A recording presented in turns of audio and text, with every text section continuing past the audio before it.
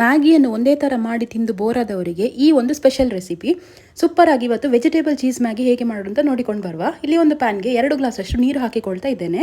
ಇನ್ನಿದಕ್ಕೆ ಮ್ಯಾಗಿಯನ್ನು ನಾನು ಈ ಥರ ಕಟ್ ಮಾಡಿಕೊಂಡು ಹಾಕಿಕೊಳ್ತಾ ಇದ್ದೇನೆ.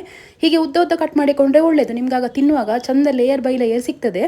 ನೋಡಿ, ಇದು ಉಂಟಲ್ಲ, ಒಂದು 10 ನಿಮಿಷ ಇದೇ ಥರ ನೀವು ಕುದಿಸಿದ್ರೆ ಉಂಟಲ್ಲ, ತುಂಬ ಚಂದ ಬೇಯ್ತದೆ. ಇದು ಖಾಲಿ ಮ್ಯಾಗಿ ಮಾತ್ರ ಬೇಯಿಸಬೇಕು, ಮಸಾಲೆ ಎಂತ ಹಾಕಲಿಕ್ಕಿಲ್ಲ. ಇದನ್ನು ಫಿಲ್ಟರ್ ಮಾಡಿಕೊಂಡು ಸೈಡಲ್ಲಿ ಎತ್ತಿಟ್ಟುಕೊಳ್ಳುವ.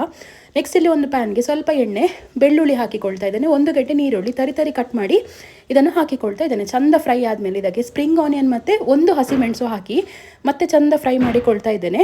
ಎಲ್ಲ ಥರದ ವೆಜಿಟೇಬಲ್ಸ್ ಇದಕ್ಕೆ, ಅಂದರೆ ಕ್ಯಾಪ್ಸಿಕಮ್, ಕ್ಯಾರೆಟ್, ಬೀನ್ಸ್ ಮತ್ತು ಬೇಯಿಸಿದಂಥ ಬಟಾಣಿ, ಇದಿಷ್ಟು ಹಾಕಿ ಚಂದ ಮತ್ತೆ ಫ್ರೈ ಮಾಡಿಕೊಳ್ಳೋದು. ಇದು ಚಂದ ಫ್ರೈ ಆದ ಮೇಲೆ ಇದಕ್ಕೆ ಮ್ಯಾಗಿ ಮಸಾಲ ಹಾಕಿಕೊಳ್ತಾ ಇದ್ದೇನೆ. ನೀವು ಬೇಕಿದ್ರೆ ಚಿಕನ್ ಮಸಾಲ ಎಕ್ಸ್ಟ್ರಾ ಆ್ಯಡ್ ಮಾಡಿಕೊಳ್ಬೋದು ಟೇಸ್ಟ್ಗೋಸ್ಕರ. ಇದಿಷ್ಟು ಚಂದ ಫ್ರೈ ಆದ ಮೇಲೆ ನಾನು ಆಗಲೇ ಬೇಯಿಸಿಟ್ಟಂಥ ಮ್ಯಾಗಿಯನ್ನು ಹಾಕಿ ಚಂದ ಇದನ್ನು ಮಿಕ್ಸ್ ಮಾಡಿಕೊಳ್ತಾ ಇದ್ದೇನೆ. ಸೊ ಒಂದ್ಸಲ ಈ ರೆಸಿಪಿ ಟ್ರೈ ಮಾಡಿ ನೋಡಿ. ಯಾವಾಗಲೂ ಅದೇ ಥರ ನೀವು ರೆಸಿಪಿ ಫಾಲೋ ಮಾಡೋದಾದರೆ ಬೋರಿಂಗ್ ಇರ್ತದೆ ಮತ್ತು ತಿನ್ನಲಿಕ್ಕೆ ಸಹ ಯಾರಿಗೆ ಇಂಟ್ರೆಸ್ಟ್ ಇರೋದಿಲ್ಲ.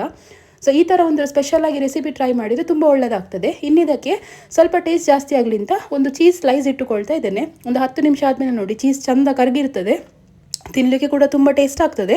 ಸೊ ಇದನ್ನು ಚಂದ ಮಿಕ್ಸ್ ಮಾಡಿಕೊಂಡು ಒಂದು ತಟ್ಟೆಗೆ ಹಾಕಿ ಸರ್ವ್ ಮಾಡಿಕೊಂಡು ತಿನ್ನಿ. ಸೂಪರ್ ಆಗಿರುವ ಒಂದು ಚೀಸ್ ವೆಜಿಟೇಬಲ್ ಮ್ಯಾಗಿ ರೆಡಿ ಆಗ್ತದೆ.